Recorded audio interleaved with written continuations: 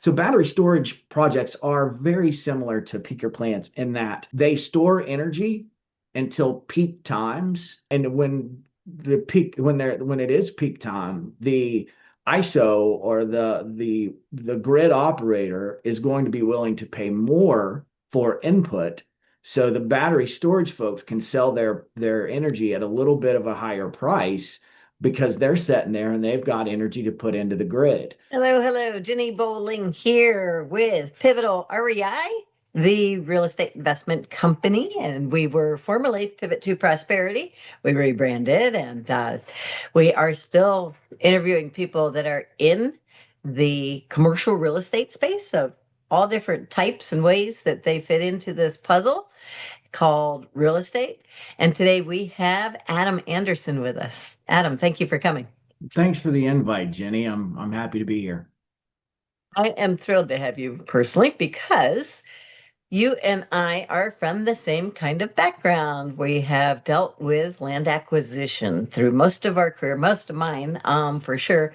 And you still are in the thick of it in a different way, in a different environment, in that it's renewables, right? Sure. I'm going to let you introduce yourself and explain it, but I do want to say you are from the oil and gas industry too. And so when in the 80s, when I got into right of way, as they call it, where you're buying land for infrastructure projects, water, utility, gas, oil, all those things that we need to keep the comforts of daily life that people never think about how this stuff gets there now. That is critical to our quality of life. And so the oil and gas guys are the ones that really paved the way. If you think about how civilization came, it's the roads and the utilities, oil and gas first and foremost. And so you are just, you were telling me about that you're actually credentialed in that actual area of expertise. What did you say it stands for, the AAPL? Yeah, the American Association of Professional Landman. Yes, I'm a registered professional landman. Very proud of that. Yeah. Have you watched the TV show, The Landman, too? You know, Jenny, I haven't been able to bring myself to do it. I understand that that Billy Bob Thornton is quite the character, and he's one of my favorite actors. And I'm worried that that I'll throw things at the TV. So Yeah, I'm gonna yeah. eventually watch it, but thus far I've not taken part in that. Well, and it's funny because we've all dealt with the fact that there were at times in our storied past as in a country, Mhm. people taking advantage of others, and like in every industry, there's some in every industry. But yeah, that's something that we always dealt with for working in road right of way and whatnot too. They would always assume you're going to be a crook. You're going to try to steal the land, and it couldn't be further from the truth. It really, even as I was explaining it for Florida, here goes my cat. We do a lot to protect property owners and pay for a lot of their costs and expenses to be sure they are getting a good deal. And Yeah. so it's all in people hiring and doing the right thing. And personally, I won't work for a client that's not going to do the right thing. I know from what we've already discussed, you are the same mentality. So anyway, so why don't you take it over and talk about how you got into the industry and where you're bringing it to now? Because that's very interesting. Sure, sure. Thanks. Yeah, I covered a lot right there. The grid, I'll say just to kind of piggyback on what you're saying, the grid is perhaps one of the most important infrastructure parts of infrastructure of the United States, right? And it's a subject that gets talked about a lot these days, and that with the demand for energy, is our grid strong enough? And no, it's not, right? And there's going to be a lot more right of ways that need to be purchased so that we can get our power to where it needs to go. So I wanted to address that before I introduce myself. Yeah. So Adam Anderson. Yeah. I I was uh, in my early 20s when the Marcellus Shale became really big in Appalachia, right? Natural gas play, we called it ourselves the New Texas back then. I mean, everywhere you looked on the roads, there were where it was drilling trucks and drilling equipment, and it was just a gold rush, if you will. The Marcellus Shale, and that went from New York down to Tennessee. And they were really just hiring everyone at that point, and you really didn't have to have any type of um, experience or education to get in. And the pay was just pretty big for starting out. So I had somebody tell me about it. I was a golfing buddy. He told me, you can go, sign a couple leases in the morning and play golf in the afternoon and make, a couple hundred, 300 bucks a day. And I said, what? So anyway, ended up getting into it in about 2007. And as time went on, the rush kind of slowed, and continued to slow, and the natural price of natural gas came down, and drilling kind of not stopped, but slowed down. And so that weeded out a lot of the folks that didn't take the profession serious, right? That were just there for the paycheck. So that weeded a lot of those folks out. Fortunately, I took it serious. I enjoyed the work, especially your parents tell you when you're growing up, find something you love to do, and you'll never work a day in your life. And that's really what I've thought about with this job. Driving around in the country and talking to folks, to farmers, to landowners all day, hearing their stories. And, that's work. That's crazy to me, but and I loved it, and I took it serious, and I love people, and I'm genuine with people, and that seems to work out for me. And that I'm genuinely interested in people. I get along with people well. So yeah, so that just stuck, and I spent 15 years in the Marcellus Shale in Appalachia leasing, and as I told you earlier, I did some genealogy and some airships and all rights of way, and water is big and very important to the fracking process, and you have to get water to those fracking areas, and you can do water impoundments or get temporary water line from the rivers. So there's all kinds of things, and I did it all. And then we'll talk more about this a little bit later, I think, but about 2019, natural gas prices dropped, the bottom fell out, and a lot of folks were laid off in the industry. And oil and gas has always been a pretty volatile industry. And when the bottom dropped out in 2019, and everyone got laid off, it was a really scary time. And I got the opportunity, and I was very fortunate to get into renewables in 2020 and in the Midwest. And I've been in renewables ever since, everything from wind, solar, battery storage, carbon capture, and then of course easements and rights of way are always involved in that stuff as well. So that's kind of been my journey, and I guess we could explore that a little more. But really proud to be a landman and represent a landman here on your podcast. Not a lot of people know about that profession, but there's a lot of us out there. Yeah, there is. And like all of us in the right of way business, you work on a project, then it's done. And then who knows about what's next? Mhm. If you're with a big company that can carry you, that's one thing. But for most of us, that's not always the case. And so there's those ups and downs. And so why don't you share your takeaway that you want people to have from this podcast? Well, sure. Yeah. I thought a lot about this, and it's mindset matters, and it matters more than the moment that you're in. Setbacks test your mindset, not your potential. And I learned that firsthand when I went from, and I didn't talk a lot about it, but when I went from being laid off in 2019 and then doing whatever it took for the months in between to make ends meet, and then becoming an executive at a large firm and then building my own company. And I did all that in under 5 years. And the reason was simple. I never stopped believing that Ford was possible, and stayed disciplined in how I operated. And that's my takeaway. Yeah, yeah. It's optimism and discipline can go a long ways, right? It sure can, Yeah. and we talked a lot about that prior to recording, but I'm a big believer in the positive mental attitude and positive self-talk and meditation and being in the present moment. We can dictate a lot, and we can dictate our success. I'm a firm believer in that. We can all be successful. It all comes down to mindset. Right. Very good. Well, so, and I want to back up for a moment too, because you glossed over something that's critical to understand in this particular industry, and it's very important in all aspects of real estate, is to understand the land rights. Because after all, that's the asset that we are banking on. We're expecting it to appreciate. It usually does appreciate, but there's lots of influences there.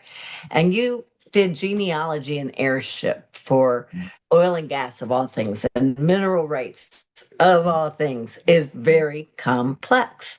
And so to have that kind of background, I think is awesome. Like we were saying before we started recording, you know, there's not a lot of people with that patience. I will tell you, in my work, I've always had to do the title work, as well. We would get, or, the E&O, um, meaning ownership and encumbrance reports.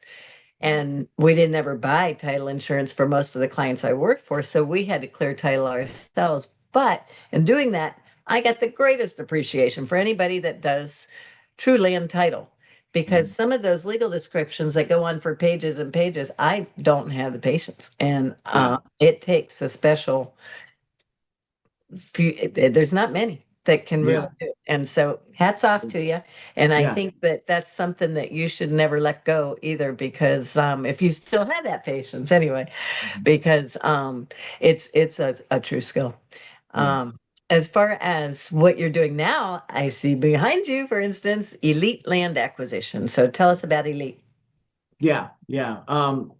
Well, patience. Yeah, I live with three women. I'm married and I have two daughters, so patience is required. And then you talked about land and how important that is. It is, Jenny, in that in any project, whether it's oil and gas or solar or wind, anything, you have to have the land, right? That is arguably the most important piece of the puzzle.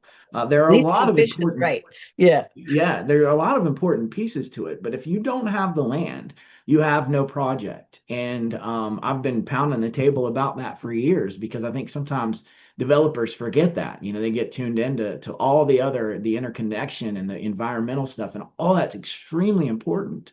But getting those land rights is very important, and there's a lot that goes into that, and we can talk more about that. But elite land acquisition is a concept I came up with over the last few years. I've been in the business, as I've said, a long time. And, our profession is made up of contractors. We're 1099. The majority, there's exceptions to every rule.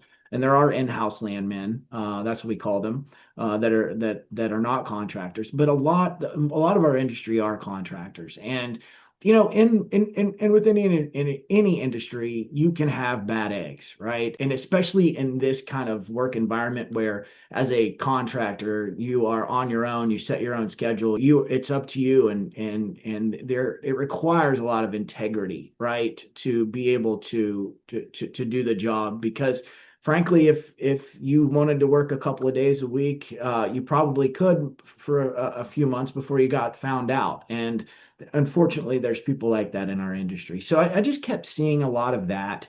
And I kept seeing developers struggle to get land.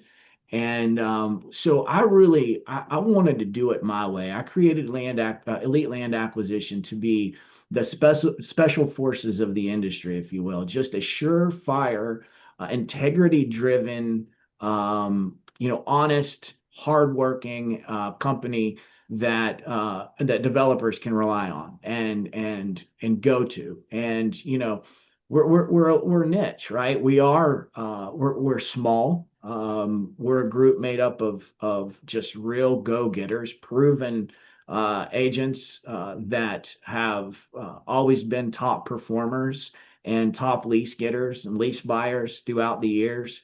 And it's just the idea is we're not going to take work just to take work and put agents out in the field. as warm bodies, we are going to only accept work that we know that we can do at a very high level. And so that's the thing, we're gonna stay small. We're going to be the best of the best, the special forces, and it may take a while, and it will, to build that reputation. But so far, in the year that we've been in business, we've gone a long way in setting that standard and building upon that in the future. So, what are you working on right now? Anything that you can share with us? I know Sure. sometimes it's, not easy to, you can't talk about client projects, but Right, but I could talk in general terms. Yeah, there's a lot of battery storage projects. Battery storage is something that's still moving. Something that that is pretty well known is the current administration is not a big fan of renewables, right? And so the I say current legislation that was passed in the summer, that kind of rescinded a lot of the Biden era infrastructure bill, really put the kibosh on wind and solar. So like the landscape is changing right now. Wind is there's not a lot of activity in wind. There's not a solar's really kind of dying down. The companies just don't have the incentives and the subsidies to go build those projects. Obviously, data centers are the new thing, right? And new as in the last couple of years, but those are the craze. We're trying to get data centers everywhere. Those are smaller footprints. It's not great for elite land acquisition and land acquisition companies, because a data center requires 600 to 1,000 acres. Generally speaking, and before, when you're looking at a utility scale wind project, you're going to need 30,000 acres, 40,000 acres, depending on the size of the project. If you're doing a utility scale solar project, you're going to need 2,000, 2,500 acres. But again, those are kind of going by the wayside. But oil and gas, fossil fuels have made a resurgence, and there's a lot of activity there. So, long answer to your question, we're doing some battery storage. I still have some solar projects that are moving along, and then we do obviously some oil and gas work. We're doing some tidal work, and also some leasing in oil and gas. So we're diversified, and we really want to keep our hand in the renewable side. But no doubt it's tough right now. so you said 30 to 40,000 acres for typical solar, huh? Wind, yeah, Oh, for wind. a typical wind project, yeah.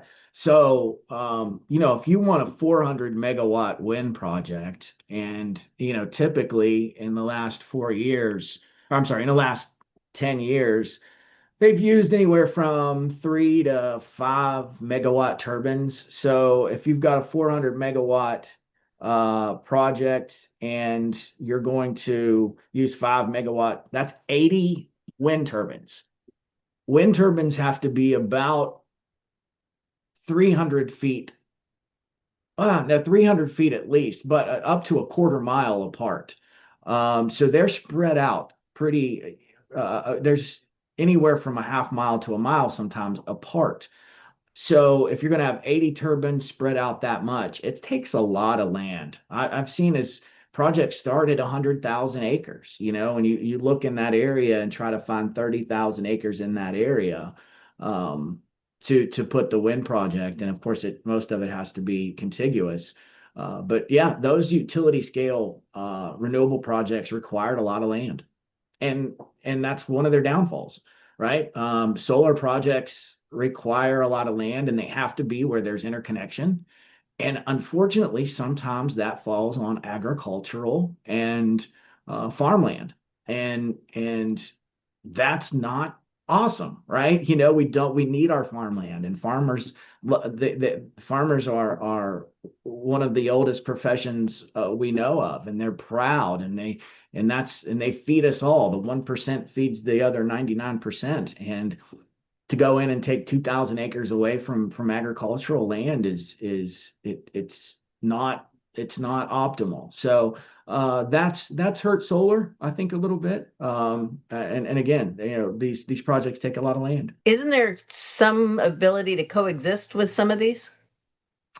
As far as especially wind, yes, right? So a turbine and its access road take up typically between 3/4 to an acre of land. So let's call it an acre. So in that 30,000 acres of a wind project, approximately, we said, and this is all hypothetical, right? 400 megawatts, 80 turbines. They can, the turbines can go anywhere from 3 megawatt. Now I think they can go up to like 8 megawatts. So you need a lot less turbines to get there. But staying with the hypothetical, what we're talking about, 80 turbines is going to take 80 acres, right? Of that 30,000 acre project footprint, you're only disturbing 80 acres, and farmers can farm around those. They farm right up to them. They don't take a lot of land. And the nice part about wind, I always said with when I was negotiating with farmers, we're not trying to take farming away from you. We're trying to supplement your income, right? So if a farmer gets 5 turbines on his property, that the income off of that could be $100,000 a year, right? So and the farmer that's has 1,000 acres and he has 5 turbines, he's giving up 5 acres. Now, is it handy to farm around them with today's technology and how they just type where they want to go into the computer and the tractor and it just does it? It's not handy, right? But for $100,000 a year, it's something you're probably going to do. Yeah, I would think, right? So you said, I think, that the actual structures take 80 acres for 80 of them, pretty much. One turbine, and so when you have a turbine, a wind turbine, um, there's two other pieces of infrastructure that goes with that, and that's the access road, right? So you're going to have an access road into the turbine, and then you're going to have a collection line that takes the energy from the turbine to the point of interest or wherever the collection station is. But that collection line is going to be buried at below plow depth, so it's going to be buried at 4 feet. So what I'm saying is the turbine and the access road usually take up about 1 acre. Now that varies, right? It's going to be less, it's going to be more sometimes. So yeah, so like I said, a 400 megawatt wind farm with 80 turbines on a 30,000 acre project footprint, you're going to take 80 acres out of production. So that's always really why that's why I've liked wind a little more than solar, because solar they cover the land, right? That 400 megawatts of solar is going to cover 2,000 acres approximately. So that eats up a lot of farmland. And so I've always preferred wind to solar because of that. But I thought you said that the solar would take 30 to 40,000 acres. No, that's wind. I mean, wind would Yeah, take. yeah, wind will. So again, the project footprint has to be about 30 to 40,000 acres. The project footprint, because the turbines have to be so far apart, right? So you're going to have Good. 30,000 acres that are the project footprint, because Wow. in that 30,000 acres, you're going to have 80 dots, right? You're going to have 80 sites, 80 turbines, but each turbine only takes up about an acre. So yeah, I've always heard that the blades are huge, but yeah, so Massive. that, yeah, why? Yeah, but they're up in the air, right? And Yeah. they don't get in anybody's way. Why don't they put solar in the air? There's something called agrovoltaics, and I'm not real versed in that, but you're not the first person that's thought of that. And that type of technology does exist, and it's a really good point you make, Jenny. Why not build solar panels in a Walmart parking lot in that where they create a roof or a ceiling for cars, right? And then you've got this whole parking lot with solar panels that are 10 feet in the air. I think it's a fantastic idea. Somebody has to have thought of that. But on farmland, they do have agrivoltaics where, and especially in grazing, where animals can graze underneath the panels, Yeah. and they are elevated. Yeah, yeah, but I would think anyway, so interesting, so interesting. Yeah. And you have some pictures, right? Yeah, I can share a picture of a battery storage facility um, in just a So second who here. does the battery storage facilities? What are they, are they affiliated with the wind and solar, or are they something different by themselves, or what? Absolutely. So they're usually built around an energy producing source, and the way that so it works out well for everyone because we need our grid to be strengthened, right? We need um, power during peak times, and we have these plants all over the country called peaker plants, and they just kind of sit there until peak times of energy usage, and then those are cut on. So battery storage projects are very similar to peaker plants in that they store energy until peak times. And when it is peak time, the ISO or the grid operator is going to be willing to pay more for input. So the battery storage folks can sell their energy at a little bit of a higher price because they're sitting there and they've got energy to put into the grid. So yeah, battery storage facilities are built around energy producing facilities, and they store that energy. And when the grid needs it, those battery storage facilities are there to take that. So I'm sharing a battery storage facility. It's a stock photo. Can you see it, Jenny? Yes, I can. Yeah, so that's an example of a battery storage facility. It's usually typically about 20 acres of disturbance.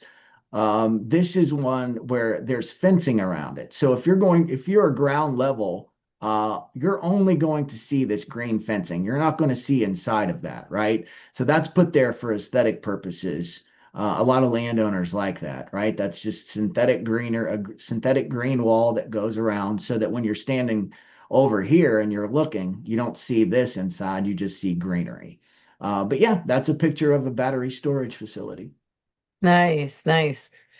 Well, yeah, renewables right now, well, they're the solar, the wind, the battery, oil and gas. Mhm. That well, that's not renewable tech. Like, no, it's not renewable, is it? No, I mean, yeah, it's on the fossil fuel side. And if Yeah. I might, real quick, I know you're getting to a question, but if you don't mind, it's something that I always like to address. And for whatever reason, things become political these days, right? You have to pick a side. And oil and gas and renewables fall into that category in that it's become a political football. And I just I loathe it because we need all forms of energy, right? We need fossil fuels. We can't power the grid with just renewables. But renewables can be a great resource to provide energy to the grid. All of it can work in harmony to power the United States and give us energy independence. The more we have of all of it, the better, right? So, but you've got your oil and gas folks that kind of give renewables a hard time, and then sometimes the renewable folks will talk despairingly about disparagingly. I can't say the word, but you know what I mean about fossil fuels, and I hope you don't mind me taking this moment to just say I don't like that. I wish it wasn't like Yeah. that. Yeah, we need to all work together, I right? agree. Because we plan to be here a long time and Yeah, we need alternatives. So, yeah, yeah. yeah. Um, and let me ask you, I know that it's been said that America's a top oil producer now and independent and all that. But there was a lot of talk about that the Venezuelan oil is the thicker that our actual refiners are more efficient with, or they're more productive. Is that true? Yeah, I mean, I don't want to get over my skis here. As far as to be able to evaluate that, I'm not an expert there, but for everything we're reading, right, is that Venezuela is one of the most oil-rich regions in the world, and apparently there's more oil there than in Saudi Arabia, which is just insane. So. And yeah, it all comes down to the quality of the oil, right? There's some that's better than others, and I do understand that that's a very high grade, very quality oil that comes out of the ground. Yeah, it's going to be very interesting to see how things pan out. But anyway, so I do need to recognize the time here, and I love that you have been able to share some of that knowledge about what renewables are, and how I love to know the practicality of the space requirements, and so. But you referred to developers. And in Mhm. my mind, developers are a little different in the world I'm in now. It's more people that are building buildings. Mhm. Yours are building renewable centers, right? Although, of Mhm. course, you could work for regular developers too, because they need your skills as well. Mhm. But in any case, I think that's important to have squared away. And as far as are you looking? Well, it sounds like you would love, if any listeners have the skills that you're using, they should reach out to you as well. If you're building an elite team, then yeah, you would probably love to know who this resonates with. So I'll say that much too. But I want to give you another chance to say your takeaway, and then I'm going to ask you about that pivotal person or event. Okay, go ahead. Yeah, yeah. Well, we touched on it a moment, but you know, when you get into your 30s and 40s, and you have a family, and you have a routine, and you can get complacent, and I think I experienced that at one point, and it took a lot to refocus and recenter, and I really put a lot of energy into never letting complacency seep in again, and that really kind of forms my takeaway. And again, I wrote this down as you asked. What I wrote down is mindset matters more than the moment you're in. Setbacks test your mindset, not your potential. And I learned that firsthand when I went from losing my job while being complacency and being laid off in 2019, and then doing whatever it took at that point to make ends meet, to moving into a leadership role, into being an executive at a company, and then starting and forming my own business and running my own business. And I'm quite proud of that. And I did all that in under 5 years. And like I said, the reason is simple. I never stopped believing that forward was possible, and I stayed disciplined in how I operated. And that is my takeaway. Yeah, very good. And it's so funny because I constantly talk to people as well that they're so busy beating themselves up or thinking about things internally, they can walk right past open doors, Mhm. and there's open doors everywhere if you just look. If you have a tad bit of optimism, they tend to appear a little better. It's kind of funny. I don't know if you've done anything with augmented or virtual reality, but these doors pop up. I mean, or gaming. I mean, it's that same thing. It's like if you look, then guess Mhm. what? Especially if you have the wherewithal to try to make something, Mhm. then you have a better chance of success. So yeah, thank you, thank you. Yes, Uh, thank you. so as I ask everybody, is there a pivotal person or event that brought you to where you are now, or that's pushing you towards some particular place? And it might be what Mhm. we were just talking about, but I'm going to Mhm. give you the chance because this is an opportunity for you to do a shout out for somebody that's meant a lot to you as well. Yeah, yeah, and I've thought a lot about this, and I'm going to break the rules a little bit. I did have that pivotal moment, and that was that time in 2019 where complacency had crept in, and I was laid off from oil and gas along with a lot of my peers, and oil and gas jobs were draw, and I had people that were way more qualified than I was looking for jobs. I was scared. I was very, very scared. And I drove Uber for 3 months to keep some income coming in. And it was a very scary time. And during that time, I changed my life completely.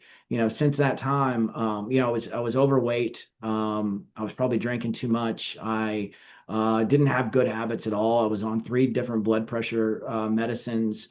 And I really, at that moment, I changed my life, and I have since lost 80 pounds, and as we've said, climbed the ladder. And so Well, that was my good luck. moment. But I do, if it's okay, Jenny, I do want to take a second to recognize my mother. My mother's been a very important person in my life.